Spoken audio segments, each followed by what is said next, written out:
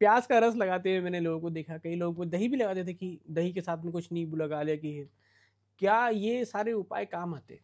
कि बेसिकली तो लोगों को किचन में जो भी मिलता है वो अपने मुंह और सिर पे लगा लेते हैं, मैंने देखा है। लेकिन ये सब काम नहीं आता है। हाँ। आपको आपके डॉक्टर ही बताएंगे क्या दवाई लगानी है, दवाइयों के अलावा और कोई इलाज नहीं है। नहीं मतलब वो प्याज का रस के नाम पे तो अब वो कई कॉस्मेटिक प्रोडक्ट भी आते हैं, आपको देखा होगा। ऐसे तो बहुत सारे ऐसे फेक प्रोडक्ट्स हमारे अनरेगुलेटेड इंडियन मार्केट में है। लोग ट्राई भी करते हैं क्योंकि हाँ। बेचारे इतने त्रस्त होते हैं हेयर लॉस से। लेकिन आप किसी को भी बिठा के पूछिए, परमानेंट तरीके से किसी को अगर बेनिफिट हुआ हो तो आप बात करिए, मेरे हिसाब से तो नहीं होता है। लेकिन जो हेयर फॉल है या हेयर लॉस, दोनों ही केस के लिए मार्केट में ऐसे ऐसे प्रोडक्ट्स हैं कि आपके हेयर फॉल और हेयर लॉस दोनों को रोक देंगे। शैम्पू तक मिलता है। शैम्पू का हेयर फॉल रोकने में ज़ीरो कंट्रीब्यूशन होता है। शैम्पू से हेयर फॉल नहीं रुकता है। शैम्पू से बाल कंडीशन हो सकते हैं, शैम्पू से आपके बालों में शाइन आ सकती है, बट शैम्पू से हेयर फॉल नहीं रुकेगा। आप मतलब जो हम बचपन से ऐड देखते आए हैं कि ये शैम्पू लगाइए, इससे आपके बाल झड़ना रुक जाएंगे, डैंड्रफ खत्म हो जाएगा, ऐसा नहीं होता।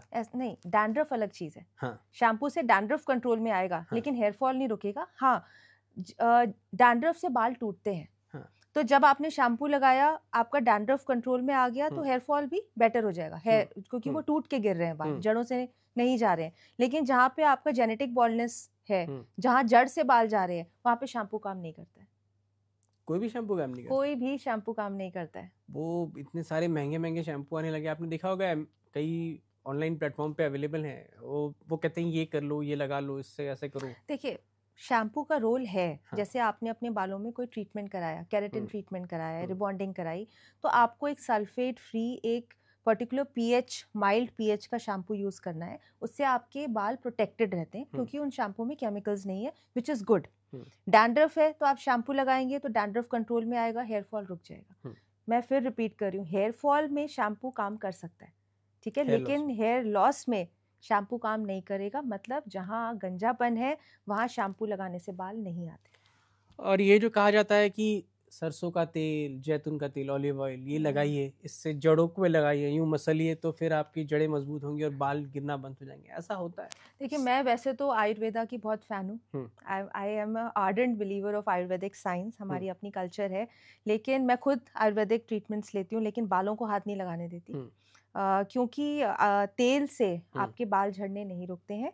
तेल लगाने से क्या होता है, अगर आपने मसाज कराया, हेडेक चली गई, आप रिलैक्स्ड हो गए, या आपने तेल लगाया तो बालों की कंडीशनिंग मिल गई, वो सब हो सकता है, लेकिन बाल झड़ने नहीं रुकेंगे। इस चीज़ पे बहुत लोग मुझसे डिफ़र करेंगे, मुझे पता है, लेकिन मैंने बुक्स पढ़ी हैं, मैंने अपनी इतने सालों की स्टडीज़ की है, मेरे पास 12 साल का मेरा एक्सपीरियंस है इस प्रैक्टिस में।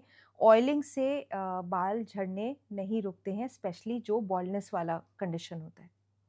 यानी आप कह रही हैं कि जो तेल लगाते हैं हम लोग, यूं रगड़ रगड़ के मसाज करते हैं, उससे कोई फर्क नहीं पड़ता? तेल लगाने से डैंड्रफ बढ़ता है, ये याद रखिएगा। जिनके स्कैल्प में डैंड्रफ की टेंडेंसी है या ऑलरेडी एक ऑयली स्कैल्प है, डैंड्रफ ऑयली स्कैल्प में ज़्यादा होता है। जो कुदरती ऑयली स्कैल्प होता है उसमें डैंड्रफ ज़्यादा होगा। उस ऑयली स्कैल्प में आपने और ऑयल डाल दिया तो मतलब डैंड्रफ तो खुशी हो गया ना। Dandruff is caused by malassezia, it's a kind of a organism which loves oil and fatty medium. उसको आपने और दे दिया, और प्लस गर्मी है, पसीना है, मतलब उसके तो मज़े ही आ गए, तो वो तो बहुत ही ग्रो करेगा। And dandruff will always increase in an oily scalp, so don't add oil to it, rather you should avoid oil. अगर डैंड्रफ है तो ऑयल बिल्कुल नहीं लगाना चाहिए।